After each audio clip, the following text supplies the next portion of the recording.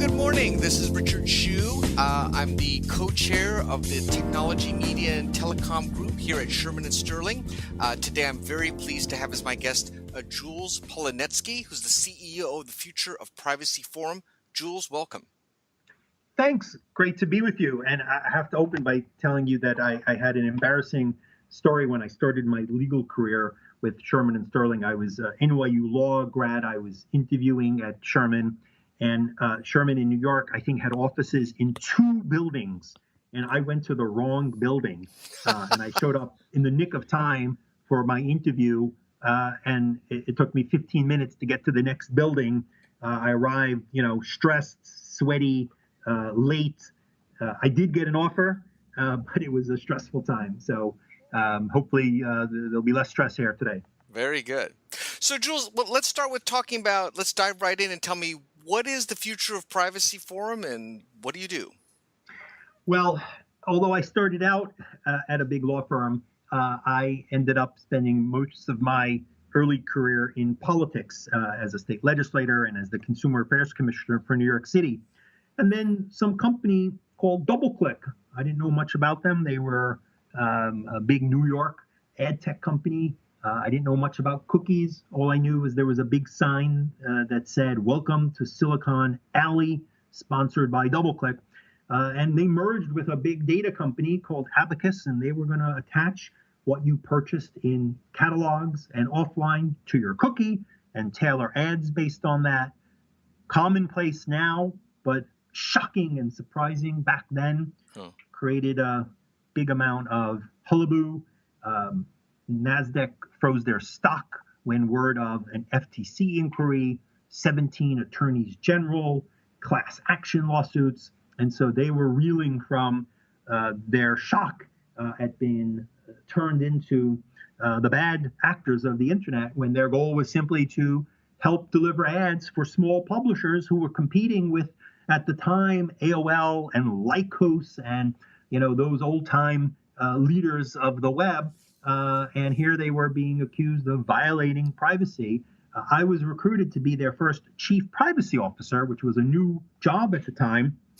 One New York business publication said, "What a goofy title, chief privacy officer, chief evangelist, chief ninja, these silly .com titles." And of course, today there are, I think, 30 some odd thousand members of the IAPP. And our organization brings together many of the leading chief privacy officers of the world. We've got about 130 companies who work with us on the challenging questions that those privacy leaders, senior legal person, the senior privacy executive, are dealing with. But we also include many of the country's leading academics who are interested in privacy, and many of the privacy advocacy groups who are also on our advisory board. And so every day we try to wake up and say, look, there's great things that are being done with technology and with data, but there are great risks that come along with that. Where are there points of stress? Where are we arguing about de-identification, about big data, about ethics, about wearables, about connected cars? And so we've got projects in each of those areas. Now, how did you come about starting this organization or joining this organization from your prior role? Well, after we settled a lot of the litigation and the controversy at DoubleClick, I moved on to AOL and was CPO and managed a range of their policy issues. And at some point, AOL was starting to slow down. People were moving on from dial-up. And all during my career, I realized that there was a big gap. There were advocates who were very skeptical of industry, very concerned about data use. They were sometimes right. They were worried the government was getting the data. They were sometimes right. But they often were adversarial, suing businesses, criticizing businesses, and that was important, but they were often very skeptical. At the same time, there were trade groups who were very big, weren't often in the weeds on the real day-to-day issues that my peers, the privacy leads at these companies, needed to deal with. They weren't worried about lobbying. They were worried about, hey, we're rolling out a new technology. We don't want that criticism that DoubleClick got. We don't want that litigation. What's the right way to do this? And some of their trade groups were involved, but that wasn't really where they could find their peers to work out these sorts of solutions. They all supported self-regulation, but it turned out that there really wasn't a lot of self-regulating or best practice development going on. So I started with, at the time, my co-chair, Chris Wolf, who led the Hogan privacy practice, is now the chair of my board. But Chris and I founded FPF about 8 years ago, and we've grown to include, we've got 12 or 14 people. We focus almost solely on consumer privacy issues. What are the kinds of things that companies are doing that can bring benefit, but if done wrong, will create stress, litigation, reputational harm? How do we deal with the cross-border issues in Europe? How do we deal with these challenges? So that's how we started. We're supported today by many leading foundations: the Gates Foundation, Robert Wood Johnson, Sloan, the National Science Foundation supports our ethics work. But our primary supporters are the privacy leads of companies, and we host a monthly call with them. We have best practices efforts, codes of conduct, and we're out there commenting, advocating, trying to be the centrist, moderate voice in this very turbulent world of privacy. So, do you consider yourself more of are you more of an advocacy group? Are you more of an education group? Are you more of an industry group? I mean, where would you, or all three? I mean, where do you sort of fit within that triangle? Yeah, that's an interesting question for us, frankly, because when we polled our members, they've said, you're not really any of those. You sometimes advocate for things, but you're not advocating publicly. You're not launching campaigns. We call ourselves a think tank often, but I think we're probably an incubator of innovative privacy ideas. We try to come up with solutions that can help consumers and help industry move forward. So I'd say think tank. We're probably not an advocacy organization, but we work with advocacy organizations, and we sometimes advocate for things. We don't see ourselves as an industry group. There are hardcore advocacy critics who say, well, if you're funded by a lot of companies and you're often defending company practices, you must be an industry group. But a lot of the industry groups think we're far too progressive. We're not against legislation. We're against messed up legislation or ignorant legislation, but we certainly agree that privacy is an important right, and around the world it's protected by law. Unfortunately, we get it wrong often, and so we are often critical or worried about bad laws, but we support the notion that there should be privacy law. It's not simply don't hurt people, don't harm people, that there are important rights here. So we work closely often. We have a lot of industry group members, but we have a lot of advocacy group members. So I'd like to think we're something special. There are those who will call us advocate. There are those who call us industry. At the end of the day, I think our goal is trying to get this really hard question right. What's the right balance of companies having your data, individual control? How do you innovate without surprising or going too far? Now, obviously, there's a ton of privacy issues right now going around. But kind of, if you can help, what are sort of the top 2 or 3 that are sort of, you think right now that you're dealing with that are sort of either the biggest or the thorniest that you're sort of wrestling with? One of the biggest is probably, what is the definition of personal information? What is de-identification? Because you can't really figure out how to protect privacy if you haven't agreed on what is worth protecting. And it's amazing that here we are, in 2016, and we've got privacy legislation all over the world, and we still don't agree on what is actually personal and what is not. We've just released a big paper on practical de-identification. We argue that, it's not black or white. Things are not personal or anonymous. Things exist on a spectrum from explicitly personal to readily identifiable to not readily identifiable to de-identified to pseudonymous to anonymous. And so we've tried to give definition to those terms and to help legislators understand that you need a bit of a nuanced approach. Instead of calling everything personal and therefore perhaps restricting it, we need a spectrum that recognizes that different uses, different sensitivities might call for different standards. So what is PII, de-identification? huge issue for us, huge issue for, I think, lots of folks who work in the world of privacy. Really hard and complex, one where the technologists often have a very strict view. They can de-identify anything with enough time and energy, where some industry groups say, well, if I don't have your name, what does it matter? It's just a cookie. What can I do? Just show you different ads. And I think a lot of people sort of in the middle saying, well, we get that there's a privacy issue. We need to figure out how to do it right. So de-identification is probably a really big one. Another second issue that's really big for us now is ethics. Where does ethics fit in?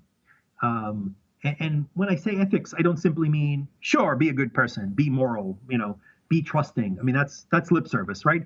What happens when your business depends on user data and you study and you test? Now, that's common. Everyone does that. But what if your product is something people wear? Or what if your product is something people see every morning and you're going to change what they see, right? The Facebook emotional contagion experiment is probably one that most listeners remember, the flap over the research study that Facebook did to try to understand whether if you saw more or fewer happy or sad posts, whether that affected what you did later. It created a big flap. But most in industry and lots of researchers looked at it and say, you know what? I test all the time. I don't know if my status quo is actually healthy, good, better. So I A/B test my product, and my product is a service that touches users. So in the academic world, if you're a researcher, you go through an internal review board, which independently tells you, sure, this research looks good, and you're not hurting anybody. What do you do when you're a corporate actor? What do you do when you're an academic using corporate data?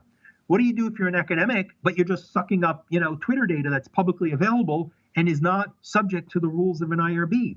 Now, these are privacy questions, but they're much broader than privacy. They're really ethics questions. When is it appropriate for me to use data in some new way? So we've been champions of this notion that IRBs are for academics, but something like an IRB, a serious review process that is credible, that has criteria, is necessary so that after you decide that you've complied with the law, the question now is this going to affect some classes of people differently? Is this going to be unfair in some way? Is there going to be some kind of harm of some sort that may or may not be legally recognizable, but may be criticized or disparaged or, hey, you know what? The FTC's unfairness standard relies on doing a benefit risk analysis. So I know how to look at risk. Maybe I should look at it broadly, but people know how to do a privacy impact assessment. Well, how do I then decide that I should do it anyway, even though I've created some risk, because there's benefit to me, to the business, to society, to the user? What does a benefit risk analysis look like? So for many companies, that's a gut decision. That's the chief privacy officer saying, can I stop this? Should I stop it? Is it defensible? Am I escalating this to the general counsel? Does the CEO or other senior people weigh in? How do we all think about it? But then they make that decision based on brand and PR and risk. Well, maybe going through a formal process that says, well, look, here's the benefits. Here's what we think this will do for the user, for us. And yes, there's risk, and we've mitigated it, but not completely. So we're making a fair decision. So there's real legal consequence, perhaps. And in Europe, if you're debating, is this a legitimate interest? Can I use this data without consent because it's in the legitimate interest of the controller? Well, what's the standard there? What is the role of ethics? The European Data Protection Supervisor has just kicked off an ethics project to understand where ethics fits into European law. So de-identification, ethics, two really important projects, very forward-thinking projects, although I guess the DID thing is something we've been dealing with for a while. Ethics is in some ways new, although not new to those who've studied ethics. Let me see if I can get you to step back a little bit and tell me a little bit about, obviously been working with privacy for many years.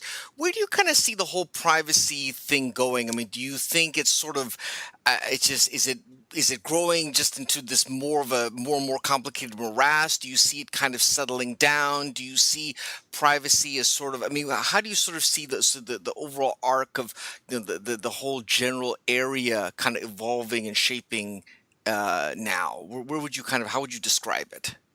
At one point, privacy was, well, can this data be used to make a loan to me or deny me credit? Then privacy was, who's tracking me online and cookies? Today, there's not a sector of the economy or an area of technology or of human life where data and technology aren't being used in a way that enables as well as creating risks. Schools, my kids use computers all day in school. They come home, they do their homework on the computer, they use apps, they use Google Classroom. I can see their homework on a daily basis. The teacher can see their work as they're doing it. All exciting, all also being debated. We've got student privacy laws being passed across the country.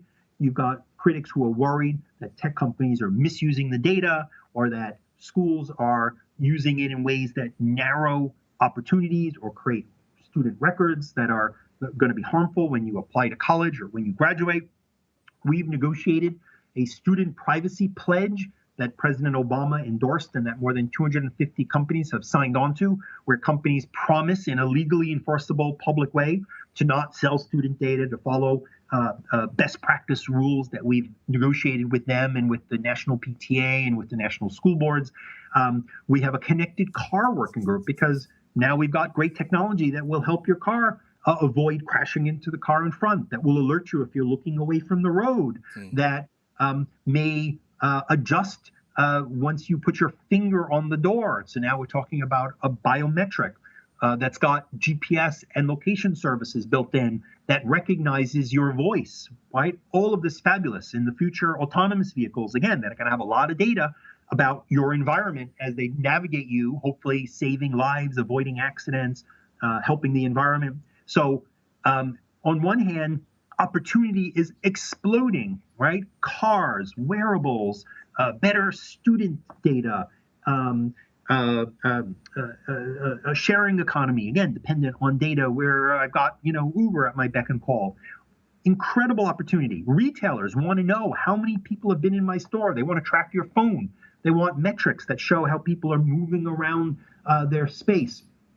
Super exciting. But every one of these opportunities that can improve health, right? President Obama has a precision medicine initiative. We want everyone's data contributed so that the big data scientists can cure diseases by crunching and learning and finding correlations that we didn't imagine existing. But boom, now we're worried about our health data. So it's as exciting a time as ever. I was spending my days trying to keep the world safe for cookies, at DoubleClick, and at AOL I was worried about, kid safety and the privacy of instant messaging bots.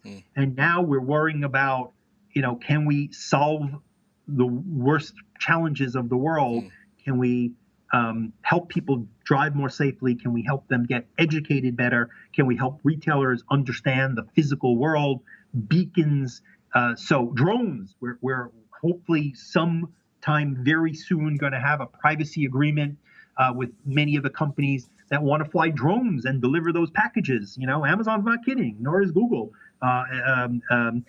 Those packages are going to be showing up, by drone as soon as the legal barriers are cleared. But you need good privacy rules in place so people aren't worried that drones are, tracking them in the street or recording information about what you're doing in your backyard. And so we've been working with a group at the Department of Commerce and other drone companies and other privacy advocates to try to hammer out a set of best practices for companies operating drones. So I think you can hear from my excitement that it's become a crazy, crazy world with so many exciting new technologies, but also possibly scary. Orwellian, all this data is out there. And are we going to have good standards and rules that, A, help businesses work in a rational way that eliminates turbulence and crisis and attacks every day that someone's doing something wrong, and also protects consumers in that, the bad things that could happen, the discrimination, the unfair treatment, the aggressive marketing, the permanent record that haunts you your whole life. I mean, these are serious. I don't want to be too excited about the technology without,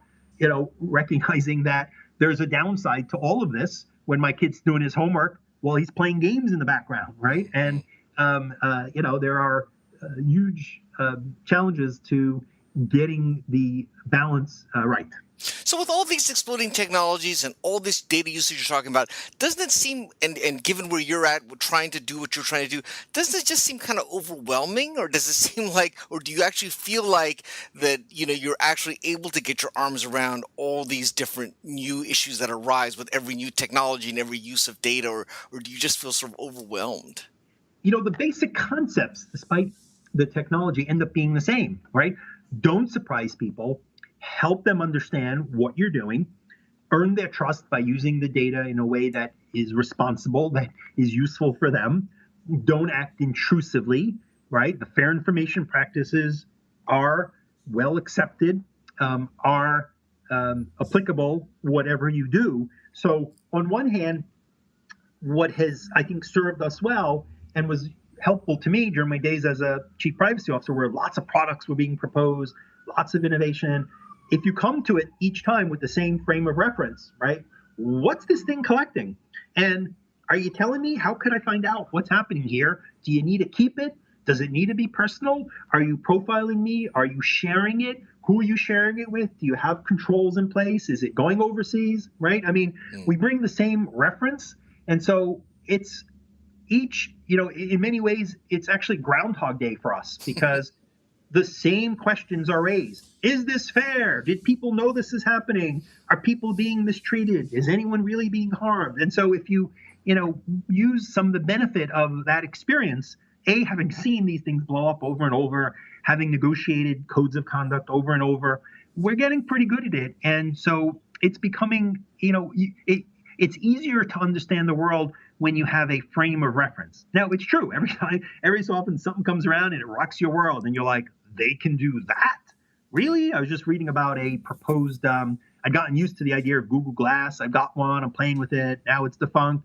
Now I just read about a new contact lens that is being patented that will enable you to record video just by looking at me through your special contact lens. So I'm like, really? What am I gonna do to give you notice of that, right? Are my eyes gonna glow red to let you know I'm recording? That's funny. Seems like clearly you're very passionate about this topic. It almost seems like privacy was a perfect fit for your intellectual and your interest level. I mean, does it feel like that sometimes to you? Like it's just like it was like such a perfect fit. It fits you like a glove, or that's what it seems like listening to you talk about the topic. I grew up in a blue collar area of Brooklyn, Brighton Beach, and I was a state legislator before I was the Consumer Affairs Commissioner for that area. Very diverse, hardworking people, immigrants, people who wanted to spend their money when they worked hard on a little bit of leisure, but didn't want to get ripped off. And so I became, when I was elected, a consumer advocate. To me, I didn't know from privacy, cookies. I mean, this was pre everyone being so wired. But I had this basic sense that give people a fair deal. You can't rip them off. This is the only money they got to spend on that TV. This is their only vacation. Treat people fairly. In New York, we say no chutzpah, no gall, in the way you treat. And so when I was the Consumer Affairs Commissioner for New York, I was a consumer champion trying to make sure businesses didn't rip people off. And so to me, privacy in many ways is the same deal, right? We want to share data. The privacy advocate, he don't want you to have his data. He thinks it's an intrusion, right? I believe most of us want to be catered to. We don't want to have nobody in our life. We want friends. We just don't want to be intruded on. We don't want the wrong people having our data. We want to engage. We want the benefits. And so to me, in many ways, this privacy role is really an extension of kind of my political consumer protection. Treat people fairly. Don't surprise them. Don't be rude. Let's get along and do it right, and we can all work out, a good arrangement in the end. And I think that's served me, well. And I think increasingly the privacy debate is not about privacy. It's about equities around data use. The people who are worried about student data, many of them don't like the idea that we'll be judging students based on tests, or and others like the idea that we'll be finding inequities by seeing which students do well. And so the debate increasingly is less about the data, but are you doing something fair in this world? Are you hurting people's chances, or are you improving their lives? And that's more about ethics and fair treatment and, chutzpah and decency. And so for me, it's come full circle. I feel like that consumer commissioner I was in New York, or that state legislator who had to stick up for working class people, like my father, who was a letter carrier for many years, my mom, who worked in a local school. So, we deal with a lot of the largest companies in the world and their chief privacy officers. And when we say you shouldn't do that, they get it, because but it can be very easy when you work all day at a company to, go native, to believe and to get swept up. And so it's useful to have folks who believe you and who are sympathetic and who are enthusiastic, but who spend most of their day talking to academics, talking to advocates, talking to reporters, out there in the real world, talking to real people, and kind of maintaining a bit of that sort of centeredness to be able to say, yeah, we get it, we like it, we see it's going to make money, but you know what? Maybe you ought to ask people permission first. It sounds like the future of Privacy Forum is the perfect job for you. You get to do what you want, and you get to carry out all the things you believe in. Where do you sort of see that this entity going? Do you see it? I mean, talk to me a little bit about sort of what do you see the vision of the future Privacy Forum going? Well, we've been urged to expand in Europe for a very long time because there isn't much of anything like FPF in Europe, and frankly, there's a dearth of sort of moderate views in Europe.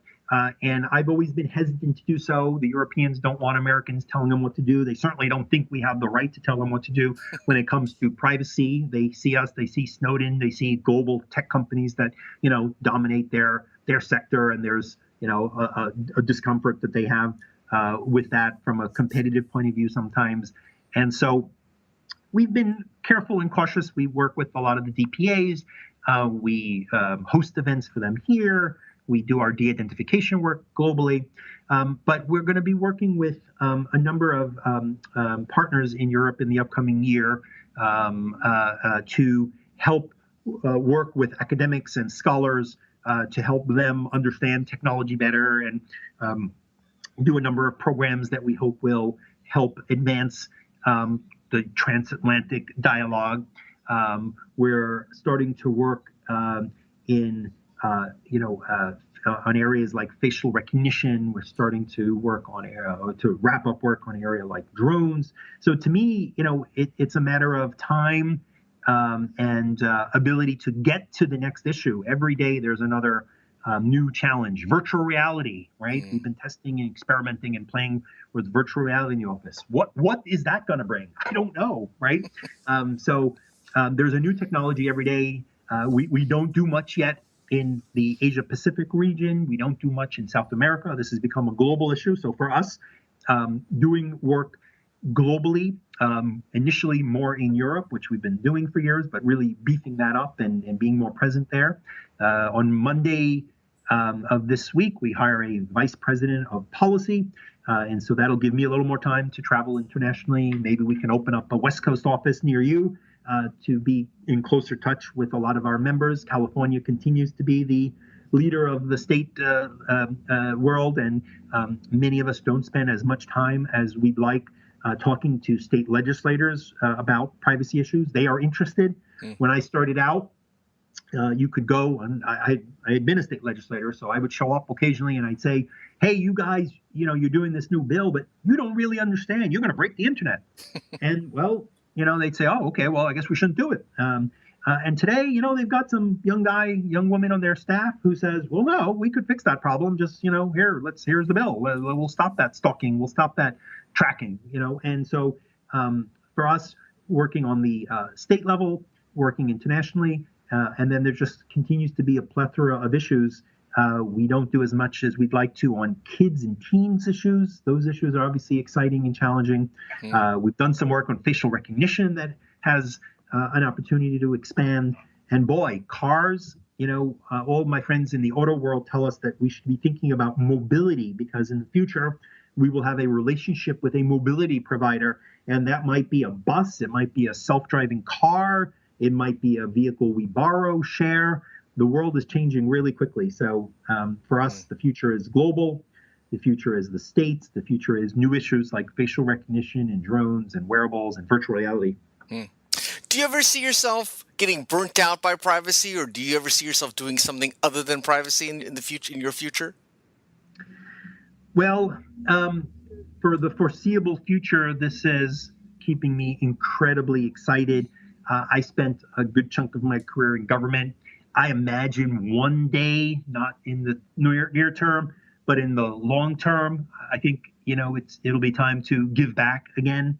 My view has always been that you live your life in thirds. The first third, you make yourself. You go to school, you take the jobs that build yourself, give you the experience and the capacity. The next third, you provide, you do your job, you earn your living, you build your practice, you build your institution. And then hopefully, if you're successful, you have a third to give back, to donate your time, to serve in government, to step back and have independence and the benefit of your wisdom and the ability to be a bit more generous with your time and give back. So I certainly imagine that one day I'll either do something more academic. Maybe there'll be some exciting company with the really world-changing technology that will lure me back to the chief privacy officer world. Maybe somebody will say, you should be the chairman of the FTC, you enthusiastic fellow. And, who would say no to that? But I'd say for the next 5, 6, 7 years, FPF is growing. We have a great opportunity. We're first, for many years, it was Jules and Chris. And now we've got a great team of people who we're educating and growing, and hopefully they'll be taking over and building the organization, with me and eventually after me. Well, Jules, it's been a fascinating conversation. It was really a thrill to talk to somebody who's so passionate about and knowledgeable about this subject. I really appreciate your taking the time. Super. What a delightful chance to chat with you. This is Richard Chu and Jules Polonetsky. Thanks.